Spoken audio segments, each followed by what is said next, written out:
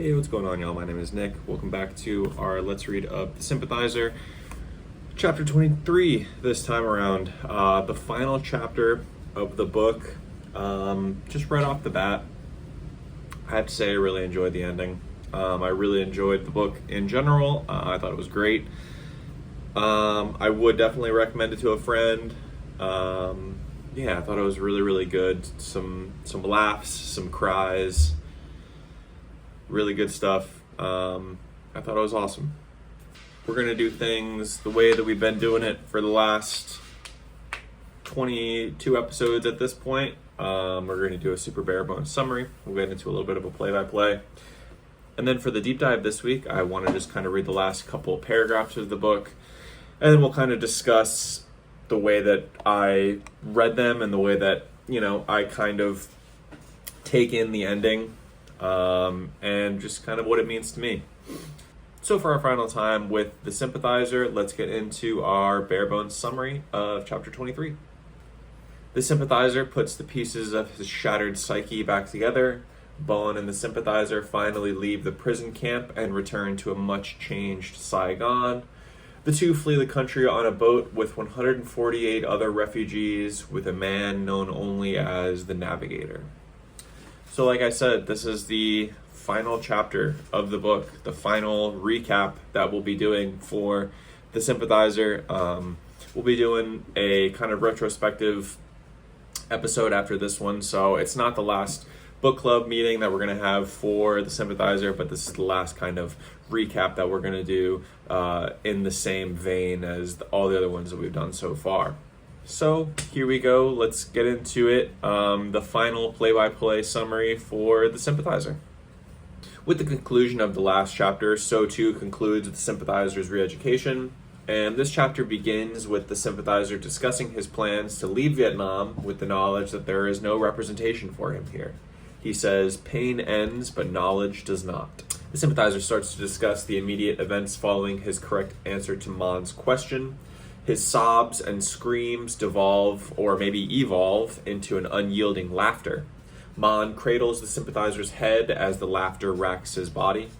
His laughter causes the Commandant and babyface guard to return to the interrogation chamber to investigate, and they are flustered by the sight of the maniacal Sympathizer. He chides Mon for breaking the Sympathizer, who, shortly after being unbound, begins to beat his fists against his head and his head against the wall. This causes the group to once again bind the Sympathizer and to call for the doctor. The Sympathizer considers the paradoxical nature of the word nothing, and the fact that the Commandant is not really the type of person that could understand the grand joke that's told in the phrase, "Nothing is more important than independence and freedom." The Sympathizer is moved once again to his holding cell, where the doctor prescribes an improved diet, more sunlight, and exercise. The Sympathizer, for a time, does nothing but sleep and huddles in the corner of the cell silently, except for when the Commandant checks in on him, where he only repeats the word nothing. The Commandant's pretty displeased with the turn of events, charging the doctor with reversing the shattering caused by Mon's interrogation. The doctor, in an effort to realign the Sympathizer's identity, suggests that he transcribe his confession in order to make it out of the hole. The Sympathizer begins slowly, only able to transcribe a few words an hour, but before long he ratchets up to a few pages an hour. With the transcription, he develops a growing sympathy for the man in the pages, highlighting the total split between pre- and post-interrogation Sympathizer. This is also kind of where we get the first look at the Sympathizer splitting his consciousness into two parts, the me and myself. We'll get into that a little bit more later, as well as during our deep dive. After enough transcriptions, the Sympathizer requests more paper from the doctor in order to write the interrogation sequence. Here we start to understand the point of view switches and form changes that we get during those chapters. They are the product of someone attempting to slowly put the pieces of themselves back together. The Sympathizer, with a deepening sympathy for the man of two faces, begins to feel also a growing sympathy for the man with no face, charged with torturing his closest friend. With one final step in his recovery, the Sympathizer requests to the doctor to meet with the Commissar one final time. The Sympathizer returns to the Commissar's quarters, where he reads the newly minted pages of his confession. There's a bit of an awkward air in the room, and the Sympathizer considers it, thinking, what do torturer and tortured say to each other after their climax has passed? He then goes on to ruminate on the idea of who we are versus who we present ourselves to be. Yes, Mon was the fiend that tortured him, but he was also his closest friend and confidant. After finishing his reading, Mon announces that the Sympathizer and Bon are actually scheduled to leave the prison camp that very day. He continues by saying that the two will take a truck to Saigon, where Bon's cousin will assist them in their escape attempt, as his cousin has already tried to flee the country twice. This time, though, the escape will be successful because Mon has paid bribes to the right people to look the other way at the right time. He goes on to discuss the nature of the bribes paid and the methods through which the payments were acquired from wives and families of captured men paid so that they could see their loved ones. Mon inquires, "Am I still the friend you recognize and love?" To which the Sympathizer considers the very nature of their relationship. Who else could understand the man with no face but the man of two minds? The two embrace, and the Sympathizer weeps for his friend, knowing that in allowing him and Bon to escape, Mon is sentencing himself to remain in Vietnam until his death. The Sympathizer considers the joke, once again, the fact that their struggle with the battle cry of "nothing is more important than independence and freedom" had made both these ideals worth less than nothing. He ruminates on the idea that they too were in on the joke, him and Mon, and that the Vietnamese were much like the French and the Americans, former revolutionaries that became imperialists and colonizers just the same. This is also where the Sympathizer's two minds become fully realized. He stops referring to himself as I or me and begins referring to himself as us or we. Mon returns the Sympathizer's rucksack, his copy of Asian Communism, and his written confession, and sends him on his way to meet Bon at the front gate of the prison camp. The baby-faced guard escorts the Sympathizer to the front gate, where Bon is waiting with the commandant by an idling truck. He sees the remainder of the survived recon team, the Hmong scout, the philosophical medic, and the darkest marine there, and they make jokes about the Sympathizer's haggard appearance. Bon is looking a little worse for the wear too, his skin a sickly shade of green and a black patch covering one eye. The two men board the truck, and without wanting to provoke the commandant any further, they leave the camp without a word. Bon recalls the fates of the rest of the men of the expedition, to which the Sympathizer can do nothing but laugh. And when Bon asks him what's wrong with him, he simply replies, "Nothing." After a grueling multiple-day-long journey through the jungles of Vietnam, the two men return to a Saigon once again at war. After border disputes with the Khmer Rouge, China began raiding the northern borders of Vietnam as punishment. The two men are unsettled by the lack of yellow music as they make their way to the navigator's house, as only red music, which is revolutionary music, is permitted to be played. Bon and the Sympathizer make it to the navigator's house, who says stoically, "After 2 stints in re-education, I've seen much worse." He tells the fleeing men that their odds are about 50-50, to which Sonny and the Major, now speaking in unison, agree with Bon that the odds are pretty good. The Sympathizer and Bon await their escape for the next 2 months while living with the navigator, and the Sympathizer spends this time working on his manuscript and continually writing his confessions. All citizens at this point are required to write periodic confessions, and the Sympathizer is no different. According to the navigator, the plan is this. They and countless other families like them will travel by bus to a village 3 hours south of Saigon. There, they will speak a code phrase to a boatman who will ferry them to the ship that they will then escape on. The boat will be cramped, holding 150 people, while only being designed to hold a fraction of that. At this point, we are at the last couple of chapters of the book, and these are the ones that I kind of want to just read word for word because I think they're like really, really incredible. So in lieu of kind of a deep dive this week, like I said at the beginning, I'm just going to read these, and then we'll kind of discuss the way that I feel about them and the kind of, the perspective that I have on them. Around our shoulders and chest, we will strap the rucksack, cipher, and manuscript inside. Whether we live or die, the weight of those words will hang on us. Only a few more need to be written by the light of this oil lamp. Having answered the Commissar's question, we find ourselves facing more questions, universal and timeless ones that never get tired. What do those who struggle against power do when they seize power? What does the revolutionary do when the revolution triumphs? Why do those who call for independence and freedom take away the independence and freedom to others? And is it sane or insane to believe, as so many around us apparently do, in nothing? We can only answer these questions for ourselves. Our life and our death have taught us always to sympathize with the undesirables among the undesirables.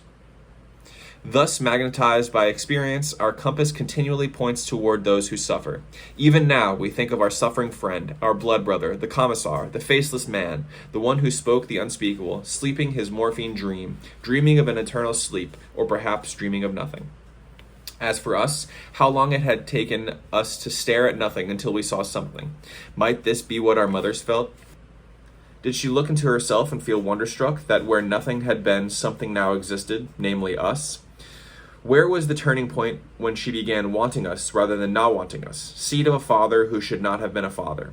When did she stop thinking of herself and begin to think of us? Tomorrow we will find ourselves among strangers, reluctant mariners of whom a tentative manifest can be written. Among us will be infants and children, as well as adults and parents, but no elderly, for none dare the voyage. Among us will be men and women, as well as the thin and lean, but not one among us will be fat, the entire nation having undergone a forced diet. Among us will be the light-skinned, dark-skinned, and every shade in between, some speaking in refined accents and some in rough ones. Many will be Chinese, persecuted for being Chinese, with many others the recipients of degrees in re-education. Collectively, we will be called the Boat People, a name we heard once more earlier this night, when we surreptitiously listened to the Voice of America on the Navigator's radio.